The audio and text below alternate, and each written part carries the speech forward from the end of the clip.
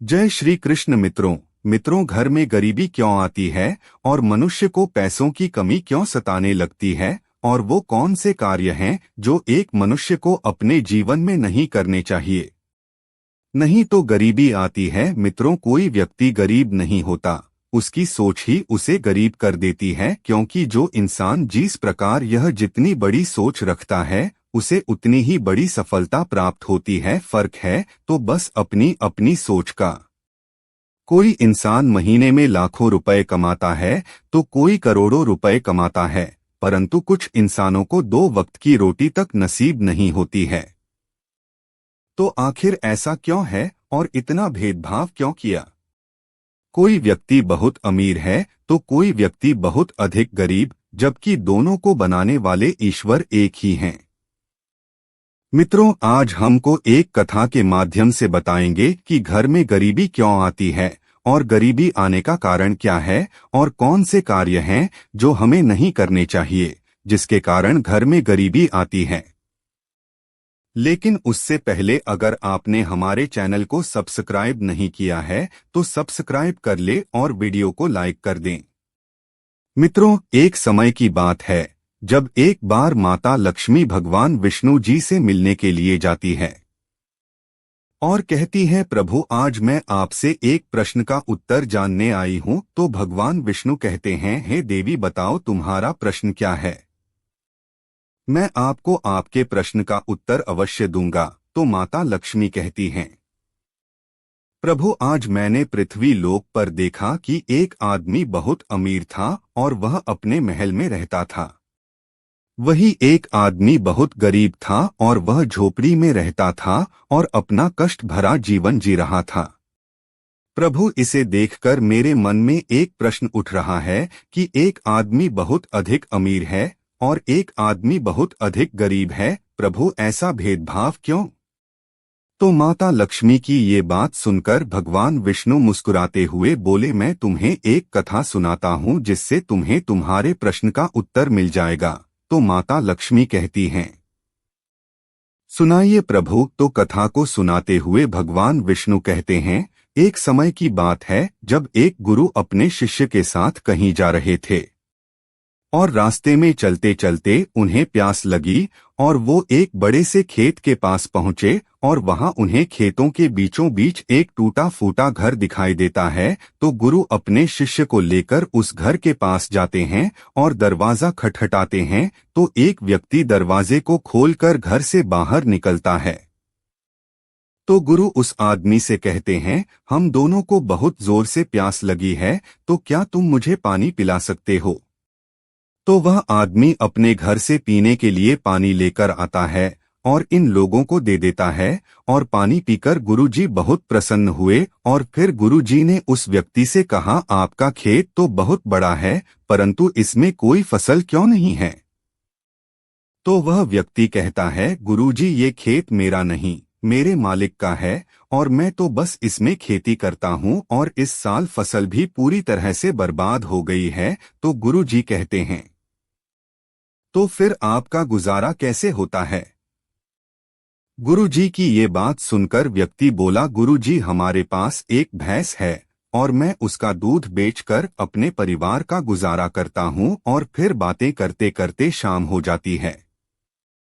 तो गुरुजी उस व्यक्ति से कहते हैं, अच्छा अब मैं चलता हूँ। तो व्यक्ति ने गुरुजी से कहा, गुरुजी अब कुछ ही देर में रात हो जाएगी और आप दोनों इतनी रात को कहाँ जाएंगे, आज रात आप मेरे घर में ही रुक जाइए। तो गुरुजी ने कहा ठीक है, और गुरुजी वही रुक जाते हैं और अब आधी रात बीत चुकी थी। तभी अचानक गुरुजी नींद से उठ जाते हैं और अपने शिष्य से धीरे से कहते हैं, अब हमें यहाँ से चलना चाहिए। तो गुरुजी की ये बात सुनकर शिष्य आश्चर्यचकित हो जाता है और गुरुजी से कहता है, गुरुजी इतनी रात को क्यों। तो गुरुजी कहते हैं, इसकी भैंस को भी साथ में लेकर जाना है। तो गुरुजी की ये बात शिष्य की समझ में नहीं आई और वो सोच रहा था कि गुरुजी इतने ज्ञानी हैं परंतु ये भैंस चुराने की बात क्यों कह रहे हैं। तो शिष्य ने सोचा कि गुरुजी से पूछ लें कि आप इस व्यक्ति की भैंस क्यों चुराना चाहते हैं। परंतु शिष्य की पूछने की हिम्मत नहीं हुई और फिर आधी रात को ही गुरु और शिष्य उस व्यक्ति के घर से भैंस चोरी करके चले जाते हैं और एक जंगल में जाकर उस भैंस को छोड़ देते हैं, जहां से उस भैंस का वापस आना बहुत मुश्किल था। इसके बाद गुरु और शिष्य अपने घर जाते हैं। परंतु शिष्य के मन में यह बात हमेशा ही खटकती रहती थी कि आखिर गुरुजी ने उस गरीब आदमी की भैंस को चोरी करके जंगल में क्यों छोड़ दिया, जबकि उस व्यक्ति ने तो हमें पानी पिलाया था और अपने घर में रुकने के लिए जगह भी दी थी। फिर इस तरह लगभग 10 वर्ष गुजर जाते हैं और वो शिष्य एक बड़ा गुरु बन जाता है। तो वो सोचता है कि क्यों ना उस व्यक्ति से मिला जाए जिसकी भैंस गुरुजी ने जंगल में छोड़े दी थी, और उसकी कुछ आर्थिक मदद भी की जाए ताकि उसकी आगे की जिंदगी खुशहाल हो जाए। और इस तरह शिष्य 10 साल बाद उस आदमी से मिलने जाता है और वहां का दृश्य देखकर आश्चर्यचकित हो जाते हैं, क्योंकि अब झोपड़ी की जगह एक विशाल मकान बन गया था और उसके खेत में काफी बड़े पेड़ लगे थे और फसल भी काफी अच्छी थी। ये सब देखकर शिष्य ने सोचा भैंस के चले जाने के कारण वह व्यक्ति सब कुछ बेचकर यहाँ से चला गया होगा और यहाँ कोई अमीर आदमी रहने लगा होगा। यही सोचकर वहां से वापस लौटने लगा। तभी उस विशाल मकान से एक आदमी निकला और शिष्य ने देखा कि ये तो वही व्यक्ति है जिसकी मैंने और मेरे गुरुजी ने भैंस जंगल में छोड़ दी थी। तो शिष्य उस आदमी के पास जाकर कहने लगा, आपने मुझे पहचाना? मैं वही हूँ जो कुछ साल पहले अपने गुरुजी के साथ आपके यहाँ आया था। तब व्यक्ति कहता है, मैं आपको कैसे भूल सकता हूँ? उस दिन आप दोनों बिना बताए यहाँ से चले गए थे और उसी दिन हमारी भैंस भी ना जाने कहाँ चली गई, जो आज तक वापस नहीं आई। और भैंस के चले जाने के कुछ दिनों बाद तक मैं बहुत परेशान था और मुझे समझ नहीं आ रहा था मेरे घर का गुजारा कैसे होगा। फिर मैंने लकड़ियों को काट कर बेचने का काम शुरू कर दिया और उससे मुझे जो भी पैसे मिलते थे उसे मैंने अपने खेतों में खर्च करके फसल उगाना शुरू किया और फसल काफी अच्छी हुई। और इस तरह धीरे धीरे करके मैंने फलों का एक बगीचा लगवा दिया और धीरे धीरे करके मैं फल बेचने लगा। और फिर फल से जो पैसे इकट्ठा किया था उनसे और बगीचे लगवाए, जिससे कुछ ही दिनों में मेरे पास बहुत बगीचे हो गए और आज मैं फल बेचने वाला बहुत बड़ा व्यापारी बन चुका हूँ और आज मेरे पास बहुत पैसे हैं। लेकिन यह सब कुछ मेरे भैंस के चोरी हो जाने के कारण ही हुआ है। नहीं तो अगर मेरी भैंस चोरी ना होती तो मैं आज भी उसी तरह दूध बेच रहा होता और एक गरीबी भरी जिंदगी जी रहा होता। ये सुनकर शिष्य बोला, ये कार्य तो तुम पहले भी कर सकते थे। तो वह व्यक्ति बोला, कर तो सकता था, लेकिन उस समय मेरा गुजारा एक भैंस का दूध बेचकर हो रहा था और मेरी जिंदगी जैसे तैसे करके चल रही थी। इसीलिए मुझे ये सब करने का विचार ही नहीं आया और बिना मेहनत किए गुजारा करने की आदत पड़ गई थी।